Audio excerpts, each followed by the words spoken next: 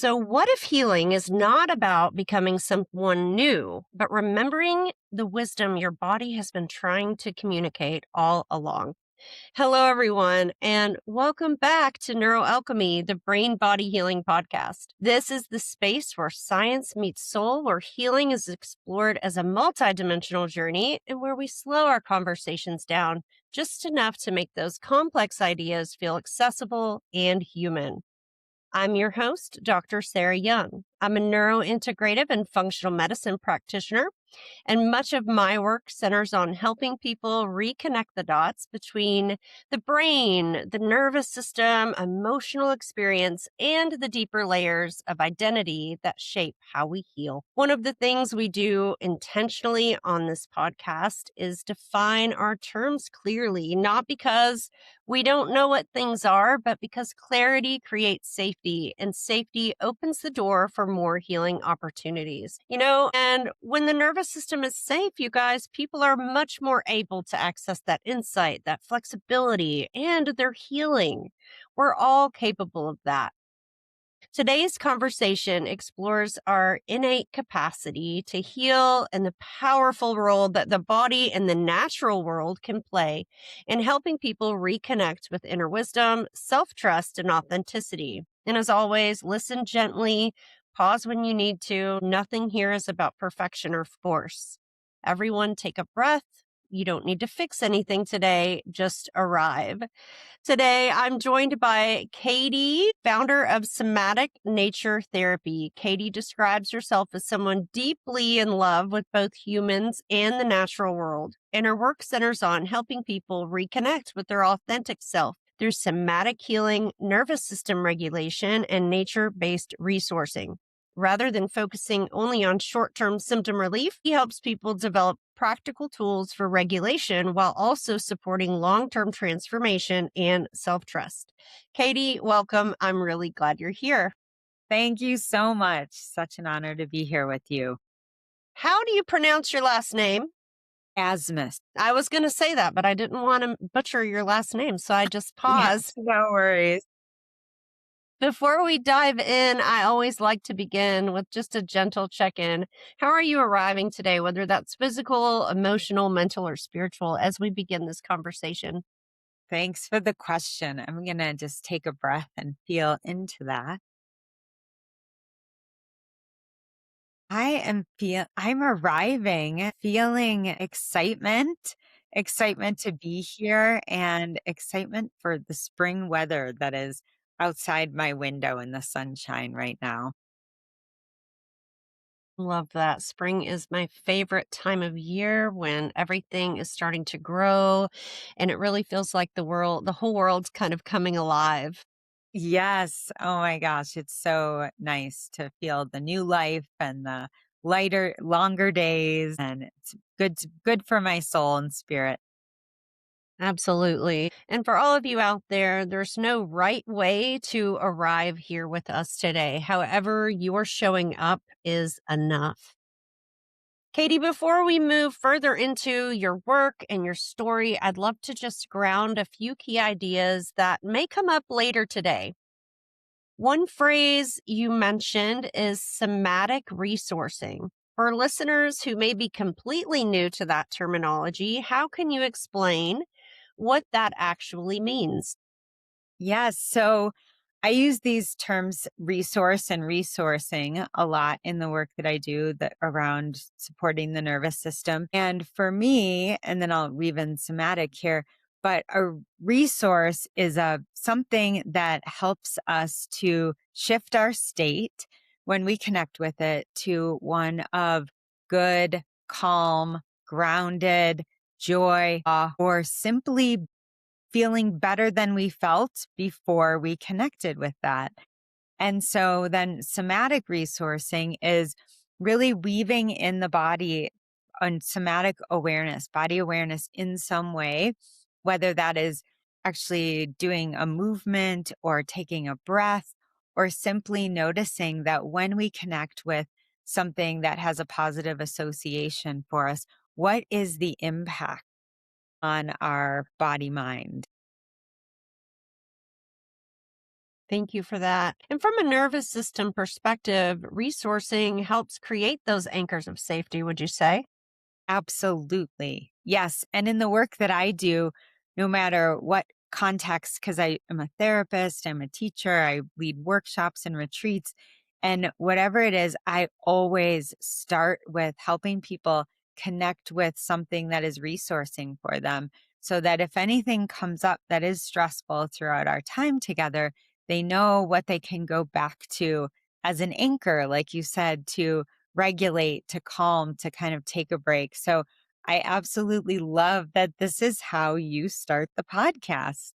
Absolutely. Those small experiences really do communicate to the body you're okay in this moment. And that is so important, especially for individuals who have, you know, living life can just make us a little bit of shell shocked in a way, but especially for our listeners, many of them have had, big T and little t traumas. And having those anchor points is so important because over time, those moments can reshape the way that our nervous system's responding to stress and overwhelm. And a lot of people don't realize we are rewirable.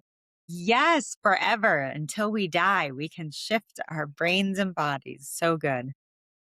Another term that we're going to touch on a little bit later today is nervous system regulation.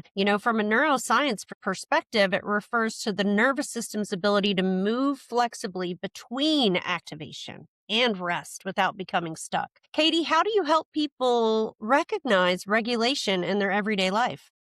Ooh. Well, as a somatic therapist, I really, from the very beginning of working with people, I assess, what is your connection with your senses and your own sensory awareness within your body. And if that's something that people haven't been asked or haven't noticed or have dissociated from out of survival, we start right there and we start looking at how do you feel and what do you feel and just start getting curious about that, and from there then we look at what does pleasure feel like or what does calm feel like versus what does stress feel like.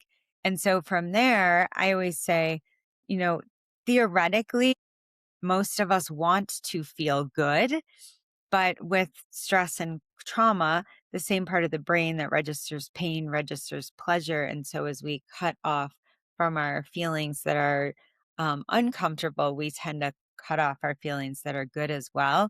So I always start with helping people connect with resource, connect with something that feels positive to them or brings a good quality, and then start there with really noticing what is the impact on my felt sense when I think of that or when I'm in contact with that thing that is resourcing for me. That's so beautiful. You also used a phrase that I really loved in your intake form, inner wisdom, that idea that the body, it carries guidance if we learn how to listen. How does inner wisdom, what does it mean to you in the context of healing? There's so many layers here, but at the most organismic level, one of the things I often say when I'm facilitating is more of us or more of you is working than is not working, or you would not be here right now. And so, from the most cellular level, to have this awe of the way our hearts are beating us all day long, our lungs are breathing, whether we're paying attention to it or not. And there's so many ways that our bodies are really built to move toward health and healing, or and even in the survival experiences, they're built to protect us. And so as a somatic therapist, again, so much of the work is just beginning to listen to what is the impulse? What's already happening or trying to happen, whether that's on a physiological level, a movement level, an emotional level, even a thought level, because I really believe when we can get to the heart of an impulse, there's wisdom there. And then the way that we express that or live that out can be helpful, or sometimes it can be harmful to ourselves or others. But when we can get to the heart of it, there's so many ways to express the need, express the impulse that is wise and brings us into more presence, more flow, often more understanding of our own humanness and the wisdom of that. I think many people spend years just overriding those internal signals. They're pushing through Yes. exhaustion, they're ignoring their discomfort, they're not even trusting their intuition. And part of healing often involves rebuilding that relationship with the body. Would you agree? Absolutely. Absolutely. And there's so many messages we get in the world around, don't feel that way. Big girls don't cry. I'll give you something to cry about. You're fine. Whatever the different messages we might get from our family or our culture.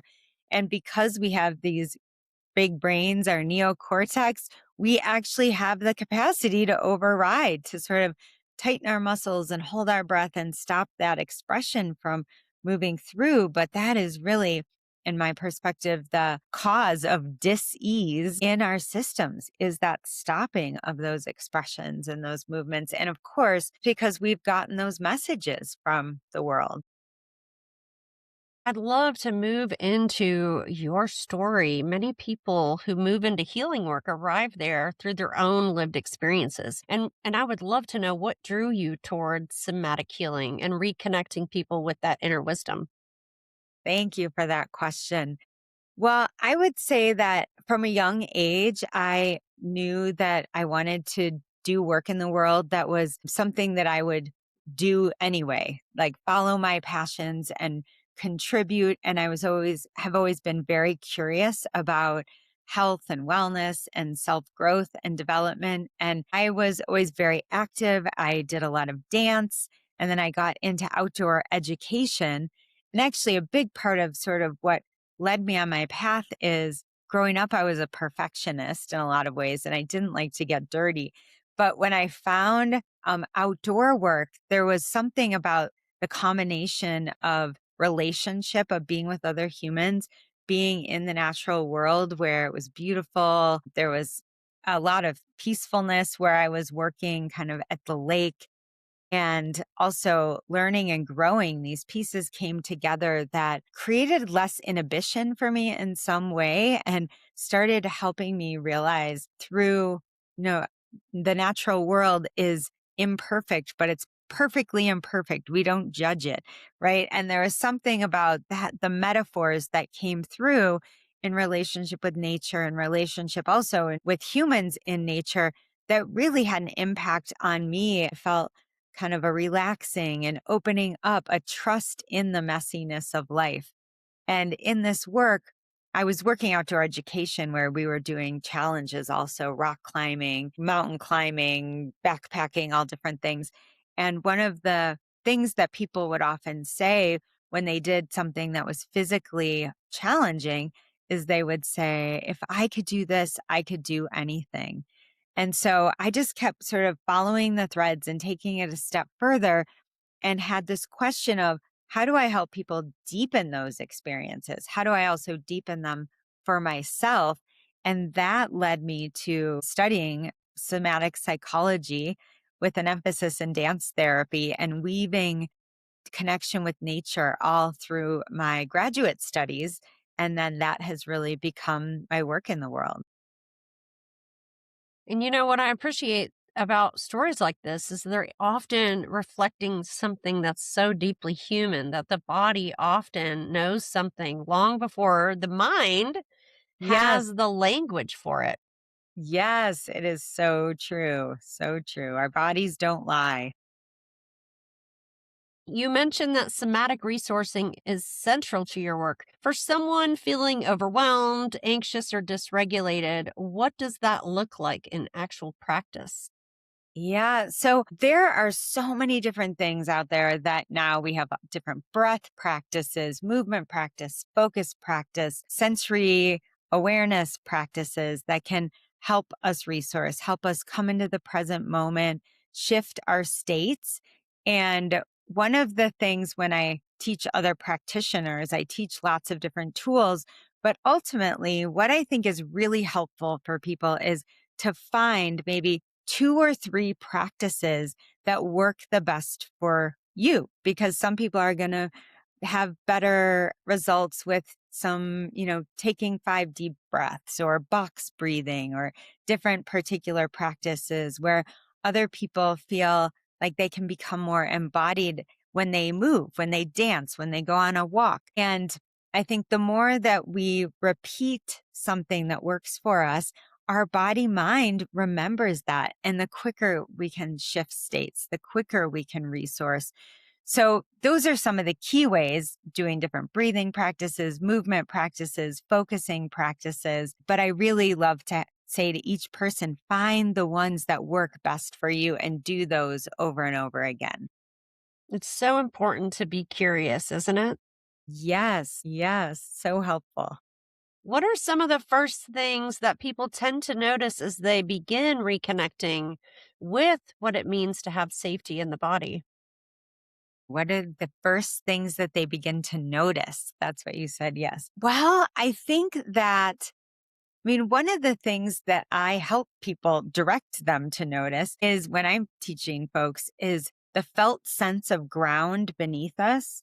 And so often when we've had chronic stress, the core of us is where we feel stress. Often anxiety is felt in the chest or the kind of solar plexus. And so when we put our attention on the felt sense of the ground beneath us, it's typically further away from the areas in our body where we feel the stress. And also putting our attention on that felt sense signals safety to our bodies, that there's a ground beneath us that we can rest down into, that we're not floating in space.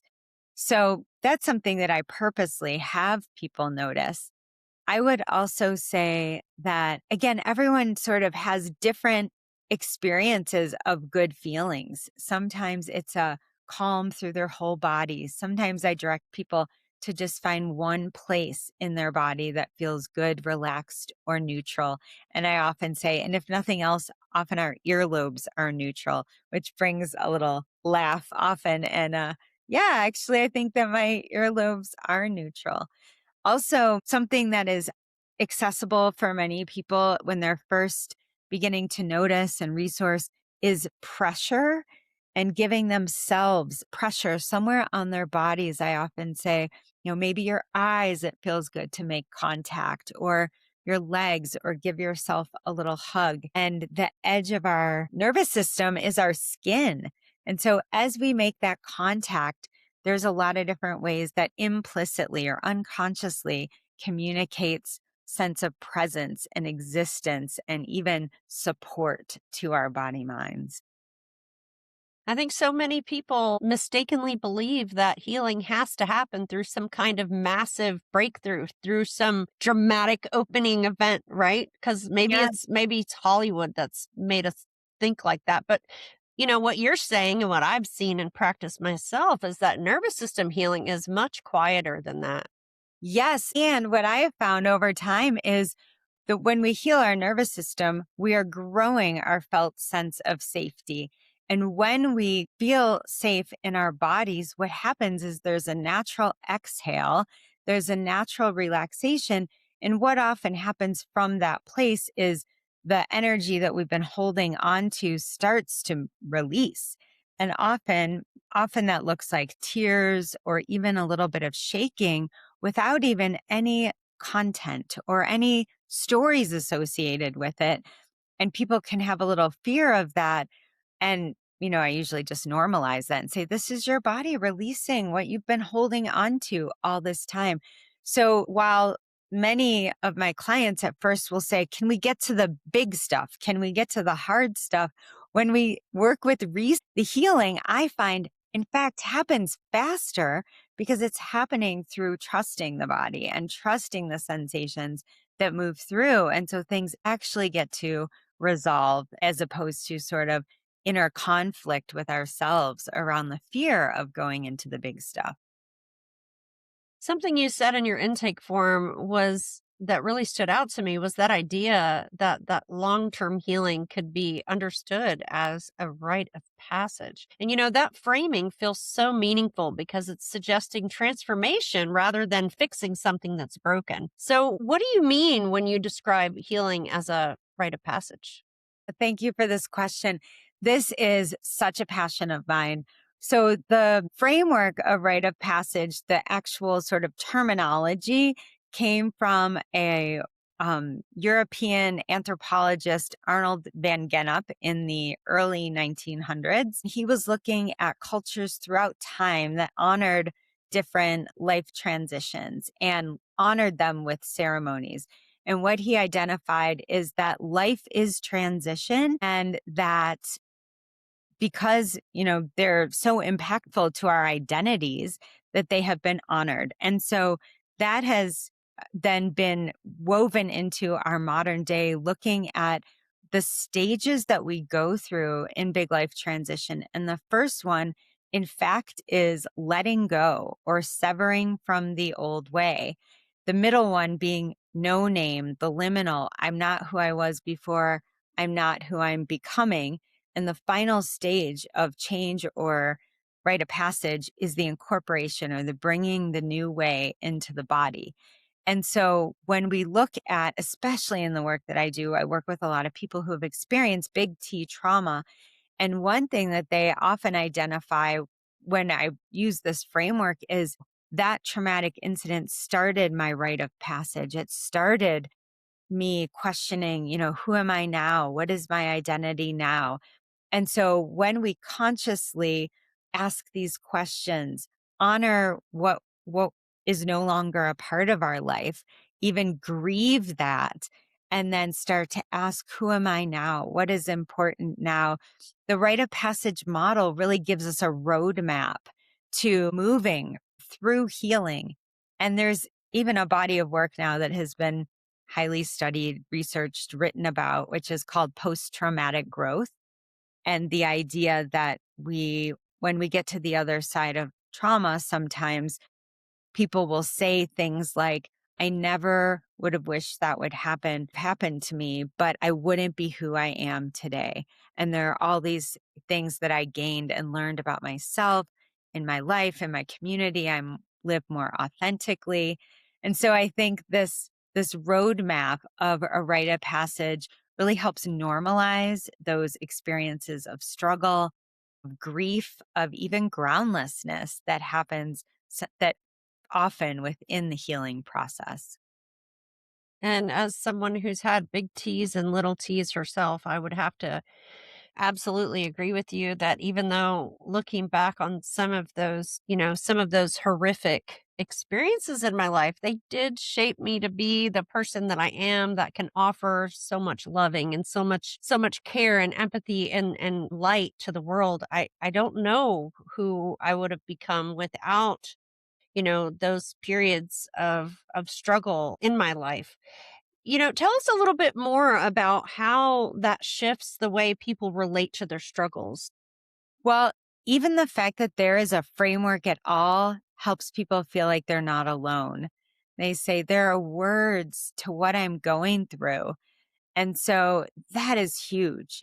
And then again, I think it helps people have a little bit more self compassion, and helps look at what can actually help me get through, help me take one step at a time.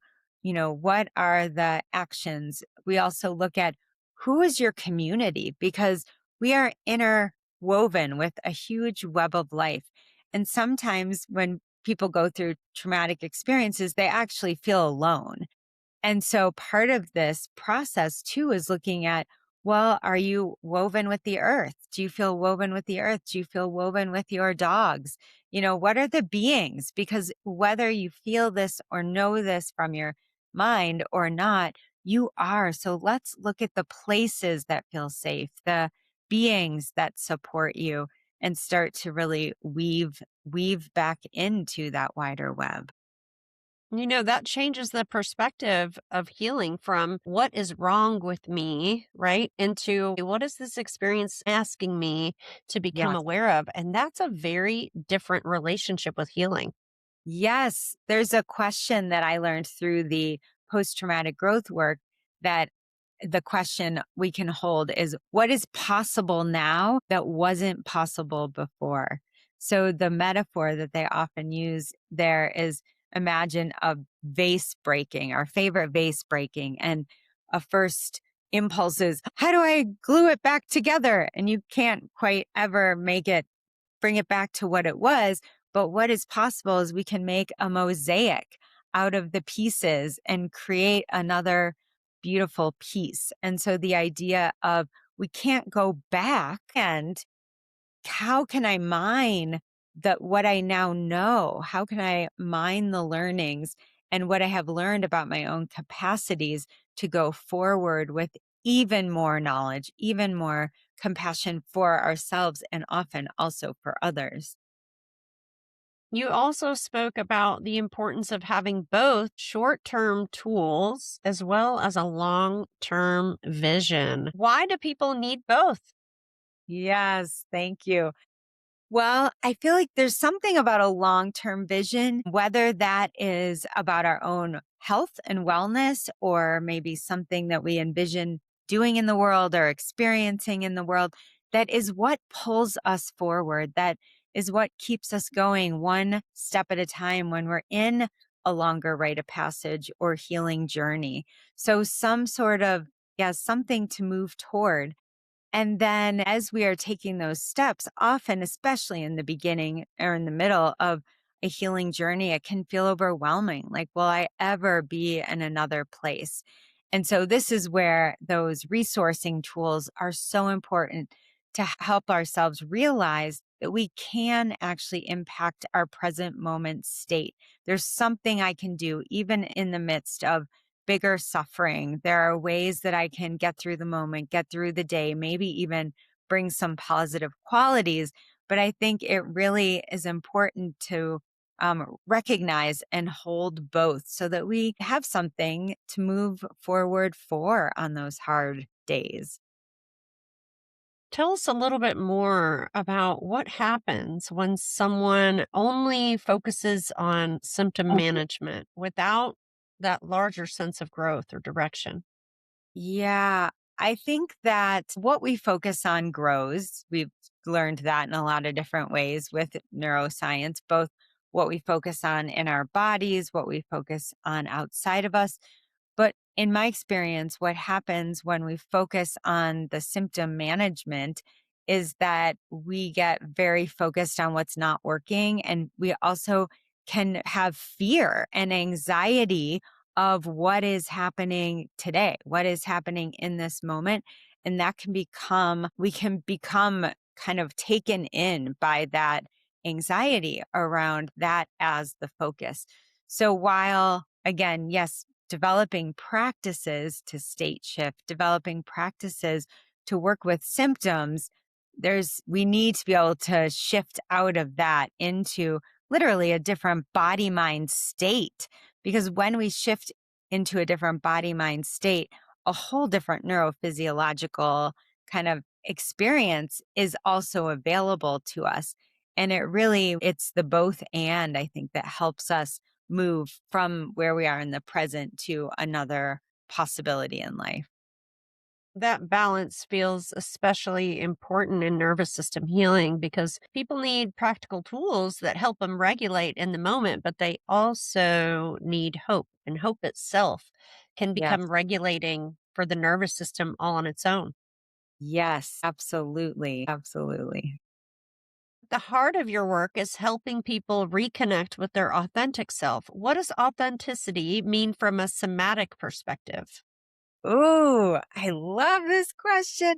From a somatic, and this is to me, that is the essence of everything because the somatic perspective is listening to the wisdom, the impulses, the movement, the sensations of our body, which is the building blocks of how we know who we are, how we know what we like, what we don't like, what we're a yes to, what we're a no to. And so authenticity from that place of somatic awareness is really learning to listen to what is happening in our bodies, to honor it, to start to let go of the judgments that we've picked up from society around, I should feel this way, I shouldn't feel this way, this is how my body should be, all the messages. And when we can start to let go of that and get to the heart of the center of what is happening, there's so much health and information there and possibility to really live our lives in the way that is most authentic for us, not what other people are telling us we should be or should do or should feel. I like to tell my clients, don't shit on yourself because it's the same thing as shitting on yourself. Yes, yes, exactly. People begin rebuilding that self-trust after spending years overriding all of their internal signals.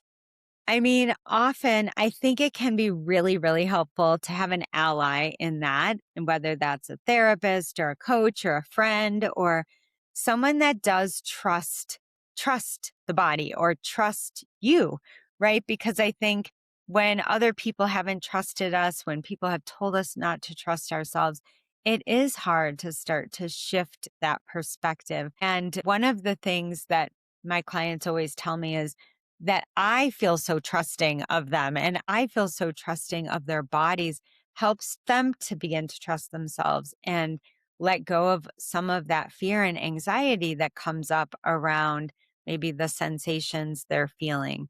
So I think often it is helpful to have somebody or somebody that's walked the path before us, who's actually gone through those steps that can sit with us and say, no, this is okay. This is normal. This is a normal experience in as you're gaining self trust. So that's the first thing that comes up. And I think finding the places that are supportive, finding the people that are supportive, finding your way, what are the practices or the exercises or the different things that actually help help you feel better. Those are the and then practicing those, giving yourself the permission and making space to do those things that actually feel aligned and good. And I think many people can relate to that feeling of disconnection of, between knowing something internally, but they're doubting themselves anyway. And, self-trust it's rebuilt slowly. It is rebuilt through consistency. It is rebuilt through safety and giving yourself permission to embody the whole experience rather than putting it into parts and putting judgments on it. Yes. Nature also seems deeply woven into your work. I know you talked a little bit about that earlier. Tell us more about the natural world's role in nervous system healing. Yes. Well, I could talk about this for hours. The most obvious one that is so accessible for everyone is that it calls on our senses. It awakens the five senses in the immediate. So if we walk out our door, even I'm sitting in front of a window, I can look out the window and I see the mountain in front of me and I see the clouds. And even that brings a smile to my face. So nature brings us into the present moment. It's novel. It's ever changing. And typically, especially if we hold the question, what is pleasing? That's often what I ask people. Find something that pleases you. There absolutely is something, whether it's the visual of the shaking of the leaves or the sounds of the birds. So it's something that just is easily accessible that helps when we put our attention on the thing that is pleasing us. Our nervous systems start to regulate all by themselves, which is amazing. So that's one way. And then the natural world is alive. It's dynamic. And we can be in relationship with these different living beings. I mentioned earlier, one of the ways that I work with my clients and metaphors with nature is looking at the imperfection of nature. And one day I said to a client who was having a lot of body image issues and self judgment about her sensitivity and her body, we were sitting outside and I said, so you see this flower bush and you see this oak tree, which one is better? And she started laughing and she was like, what do you mean? What's better? I'm like, which one do you think is better?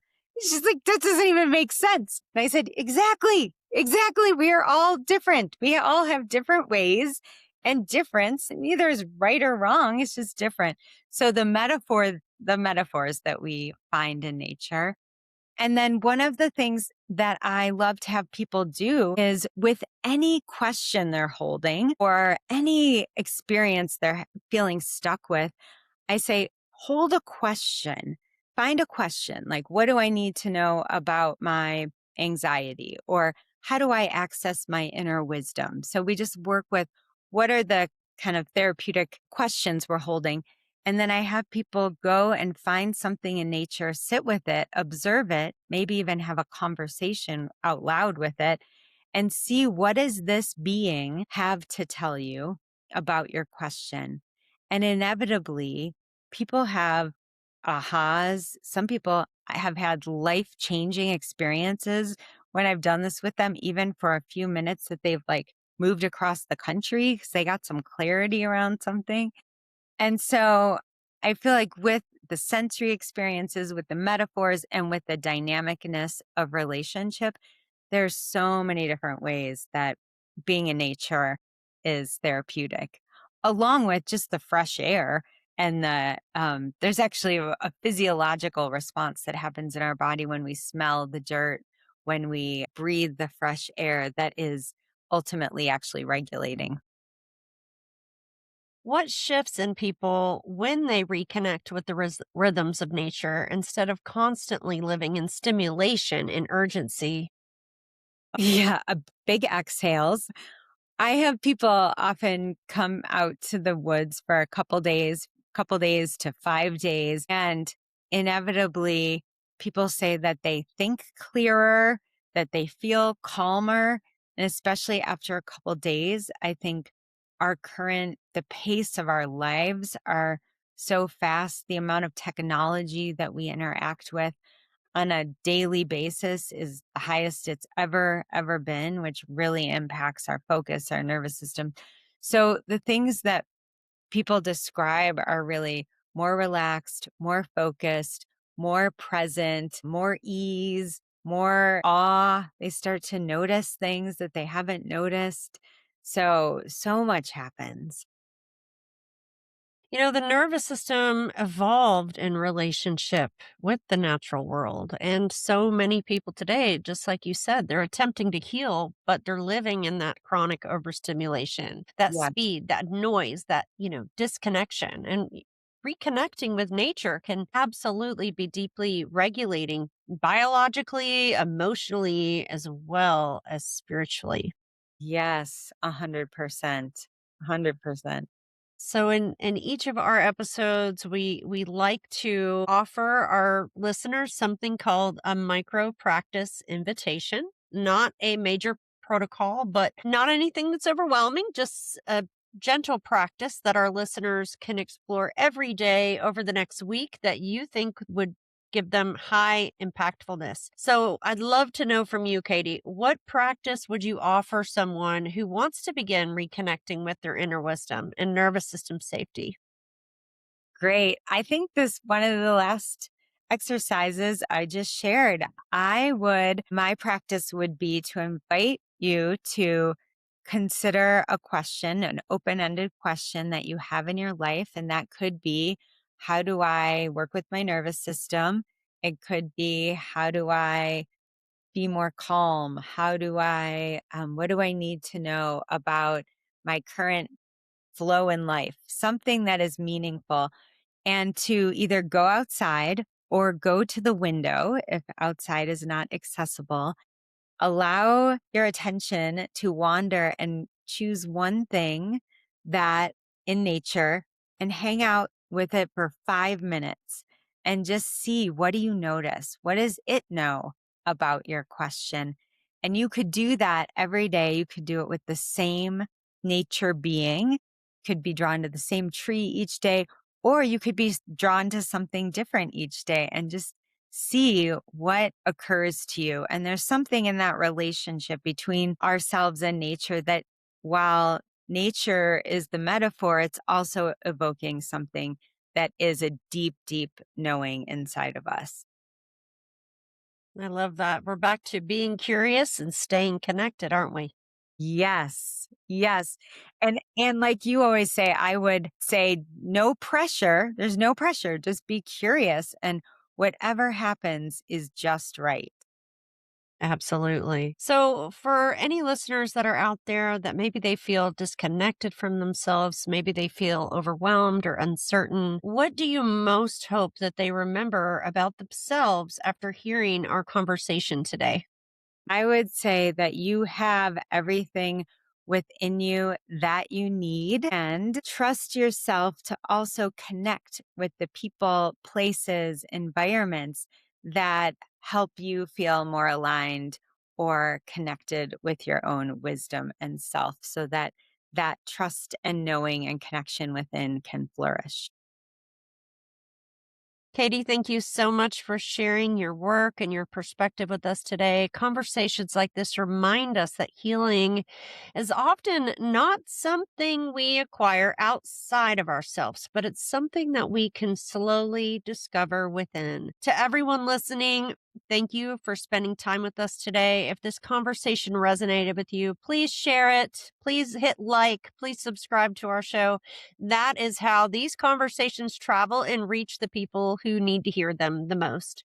I'm Dr. Sarah Young, and this is NeuroAlchemy. And until next time, remember this: you're not broken, you are becoming. Bye for now. Thank you.